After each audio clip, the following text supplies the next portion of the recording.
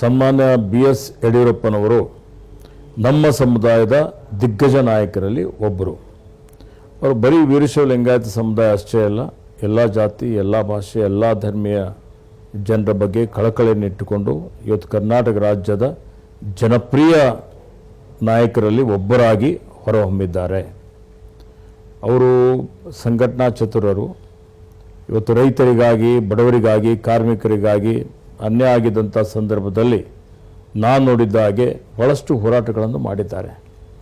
ಅವರು ಪ್ರತಿಪಕ್ಷದಲ್ಲಿದ್ದಾಗ ಇವತ್ತು ವಿಧಾನಸಭೆ ಒಳಗಡೆ, ವಿಧಾನಸಭೆ ಹೊರಗಡೆ ಇವತ್ತು ಅನೇಕ ವಿಷಯಗಳನ್ನು ತೆಗೆದುಕೊಂಡು ಇವತ್ತು ಅಂದಿನ ಆಡಳಿತ ಸರ್ಕಾರದ ಗಮನ ಸೆಳೆಯುವಂಥ ಕೆಲಸವನ್ನು ಮಾಡಿದ್ದಾರೆ. ಜನರಿಗೆ ನ್ಯಾಯ ಕೊಡುವಂಥ ಕೆಲಸವನ್ನು ಮಾಡಿದ್ದಾರೆ. ನಾನು ಶಾಸಕನಾಗಿದ್ದಾಗ ಅವರು ಮುಖ್ಯಮಂತ್ರಿಗಳಾಗಿ ಸೇವೆ ಸಲ್ಲಿಸಿದ್ದಾರೆ, ಪ್ರತಿಪಕ್ಷ ನಾಯಕರಾಗಿಯೂ ಸೇವೆಯನ್ನು ಸಲ್ಲಿಸಿದ್ದಾರೆ. ಹೀಗಾಗಿ ಅವರು ಯಾವುದೇ ಎಲ್ಲ ಏರಿಳಿತವನ್ನು ಕಂಡಿದ್ದಾರೆ ರಾಜಕೀಯದಲ್ಲಿ. ಆದರೆ ಭಾಳಷ್ಟು ಸಮಚಿತ್ತರಾಗಿ ಇವತ್ತು ರಾಜಕೀಯದಲ್ಲಿ ತನ್ನದೇ ಆದಂಥ ಒಂದು ಛಾಪನ್ನು ಇಟ್ಟುಕೊಂಡು ಇವತ್ತು ಯಾವುದೇ ರೀತಿಯ ನಾನು ನೋಡಿದ ಹಾಗೆ ವೈಯಕ್ತಿಕವಾಗಿ ಯಾರಿಗೂ ಟೀಕೆ ಟಿಪ್ಪಣಿ ಮಾಡದೆ ಇವತ್ತು ಪ್ರತಿಪಕ್ಷದವರನ್ನು ವಿಶ್ವಾಸದಲ್ಲಿ ತೆಗೆದುಕೊಂಡು ಆಡಳಿತ ನಡೆಸುವಂಥ ಒಂದು ಪ್ರಯತ್ನವನ್ನು ಮಾಡಿದ್ದಾರೆ. ಇವತ್ತು ವಿಶೇಷವಾಗಿ ನಮ್ಮ ಸಮುದಾಯದಲ್ಲಿ ಅವ್ರ ಬಗ್ಗೆ ಹೆಚ್ಚಿನ ಒಂದು ಗೌರವ ಇದೆ.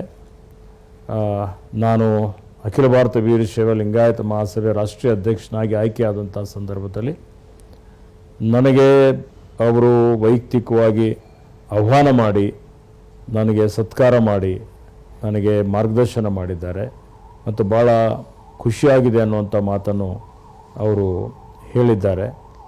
ಹೀಗಾಗಿ ಅವರು ಇವತ್ತು ನಿವೃತ್ತಿ ಅಂಚಿನಲ್ಲಿದ್ದರೂ ಸಹಿತ ಭಾಳ ಲವಲವಿಕೆಯಿಂದ ಎಲ್ಲ ಅನೇಕ ಕಾರ್ಯಕ್ರಮಗಳಲ್ಲಿ ಭಾಗವಹಿಸ್ತಾರೆ.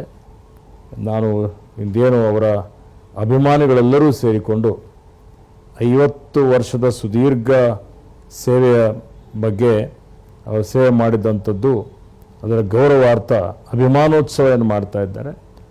ಈ ಶುಭ ಸಂದರ್ಭದಲ್ಲಿ ನನ್ನ ಪರವಾಗಿ, ಸಮುದಾಯದ ಪರವಾಗಿ ಅವರಿಗೆ ಹಾರ್ದಿಕ ಅಭಿನಂದನೆ ಮತ್ತು ಶುಭಾಶಯಗಳನ್ನು ಕೋರಿ ಆ ಭಗವಂತನು ಅವರಿಗೇನು ಹೆಚ್ಚಿನ ಆರೋಗ್ಯ ಆಯುಷ್ಯ ಕೊಡಲಿ, ಅವ್ರು 100 ಕಾಲ ಬಾಳಲಿ ಅಂತ ಹೇಳಿ ಪ್ರಾರ್ಥನೆ ಮಾಡಿಕೊಂಡು ಅವರಿಗೆ ಶುಭವನ್ನು ಹಾರೈಸುತ್ತೇನೆ.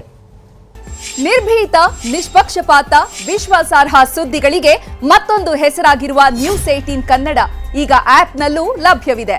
ದಯವಿಟ್ಟು ಇಲ್ಲಿರುವ QR ಕೋಡ್ ಅನ್ನು ಸ್ಕ್ಯಾನ್ ಮಾಡಿಕೊಂಡು ಆಪ್ ಡೌನ್ಲೋಡ್ ಮಾಡೋದಕ್ಕೆ ಮರಿಬೇಡಿ. ನಿಮ್ಮ ಬೆಂಬಲ ಹೀಗೆ ಸದಾ ನಮ್ಮೊಂದಿಗಿರಲಿ. ಧನ್ಯವಾದ.